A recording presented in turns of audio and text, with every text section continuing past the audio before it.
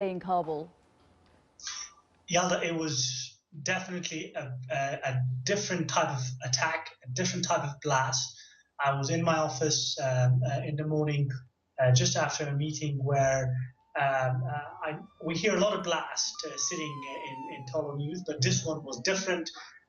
Windows shattered, and we thought that we were the attacked, but definitely it was a truck loaded of explosives tried to penetrate into the green zone, stopped by an Afghan police officer, and then it detonated in front of the German embassy, where a similar attack happened a few years back. We lost a BBC driver. 4 of our colleagues are injured. You have also lost a colleague. I've lost a very dear colleague, an IT engineer who was working for us for many, many years, a very bright soul. We just buried him. I just came from the burial ceremony. It was tough.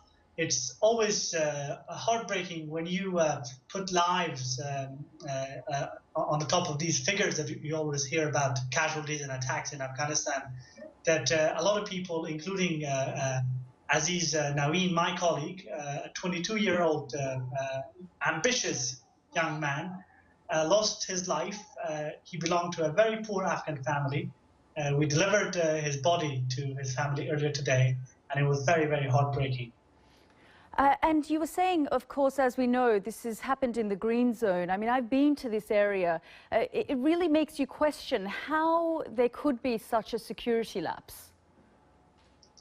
The Afghan government has to be accountable. The Kabul police, the Kabul security institutions, they have to provide answers to this question. This is shocking for all of us, that how a whole tanker full of explosives can come all the way into the green zone. It's hard for us as civilians to travel around. We have different permits to get into different streets in the green zone. But this truck managed to get into the green zone. Of course, there are a lot of questions to be answered, and it's unfortunate that no one from the Afghan government has spoken about it since the attack has happened this morning. I mean, Afghans are getting all too used to this kind of thing, and there rarely is any accountability. There is almost no accountability, and that's what is very striking and at the same time very disappointing. I hope that the leaders of the Afghan government, they take at least some degree of responsibility. And this is not the only attack. We had similar huge security penetrations in the north and in the south just a few weeks back.